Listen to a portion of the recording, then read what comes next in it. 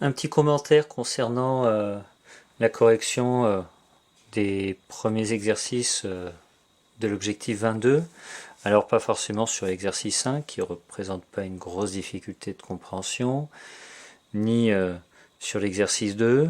Sur l'exercice 2, la seule petite chose, c'est identifier les différentes capitales. Après, là, vous cherchez sur internet ou dans votre agenda, quelquefois elles y sont, si votre mémoire fait défaut ou si vous ne les avez pas apprises. Je parlerai plus éventuellement un petit commentaire sur l'exercice numéro 3 pour bien comprendre. Donc l'exercice numéro 3, on vous donne 2 points, A et B, avec la latitude, la longitude à chaque fois, et on parle d'un point M dont il faut trouver les coordonnées, et on précise simplement qu'il est situé sur le même parallèle que le point A. Je me réfère par rapport au schéma du premier simplement pour bien visualiser. Un parallèle, ce sont mes lignes qui sont comme ça.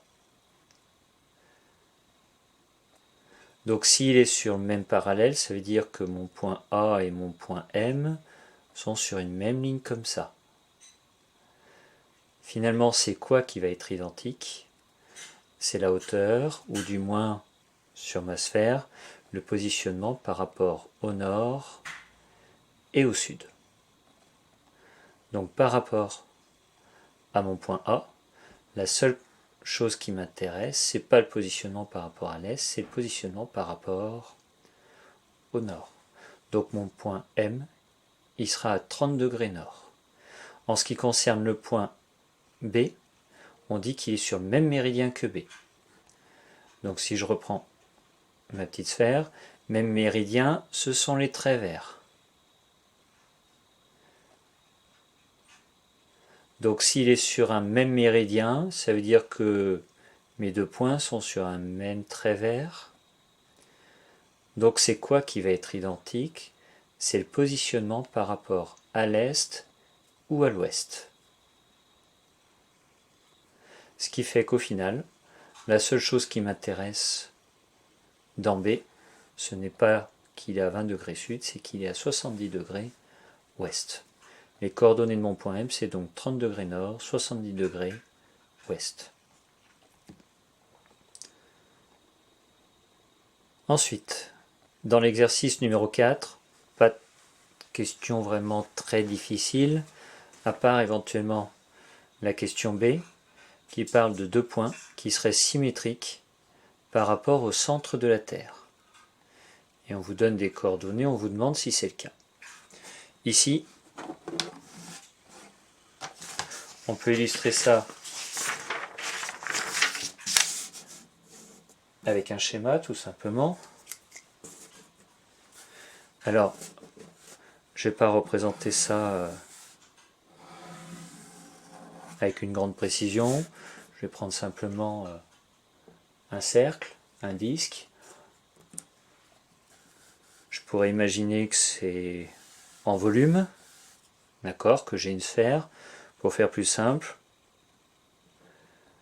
j'ai considéré que j'ai coupé ma sphère en deux. Et donc, je vais avoir l'un de mes points qui est ici, et le point diamétralement opposé,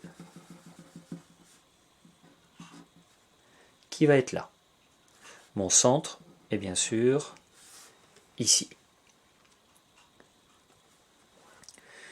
Et là, simplement, pour arriver à voir, si je simplifie et que j'enlève un petit peu la perspective, mon équateur, il va couper en deux. Ce qui fait que l'angle qui est ici va être le même que l'angle qui est ici. Cet angle-là, c'est l'angle qui donne les coordonnées par rapport au nord ou au sud. On remarquera donc que lui, il va avoir une certaine mesure par rapport au nord, lui une certaine mesure par rapport au sud, mais que ces mesures vont être identiques. La seule chose qui va différencier, c'est que lui est au nord, lui il est au sud. Maintenant, en ce qui concerne la longitude, c'est-à-dire entre l'ouest et l'est, ça ne fonctionne pas pareil. On va prendre simplement, imaginons qu'on prenne simplement le méridien de Greenwich.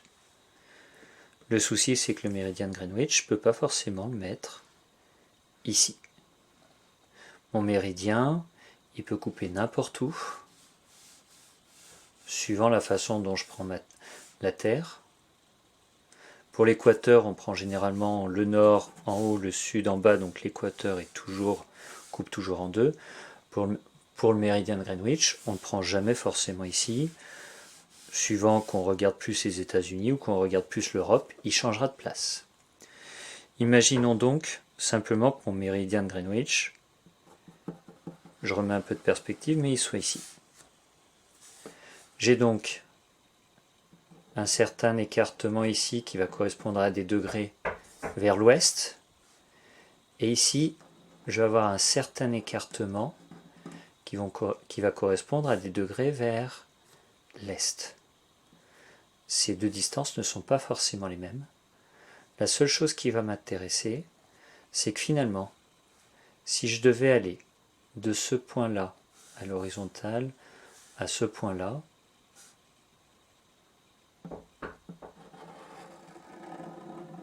c'est-à-dire en quelque sorte comme ça, la mesure en degrés qui séparerait les deux, c'est l'équivalent d'un demi-tour. C'est-à-dire que pour aller de là à là, l'équivalent de la position de ce point-là au-dessus, je me déplace donc de 180 degrés. Il faut donc retenir que cette mesure-là, plus cette mesure-là en degrés, doit faire au total 180 degrés. J'espère que vous avez compris. Sinon, reprenez un petit peu la vidéo. Essayez de bien regarder, de visualiser. C'est pas forcément simple, mais je pense que vous pouvez y arriver.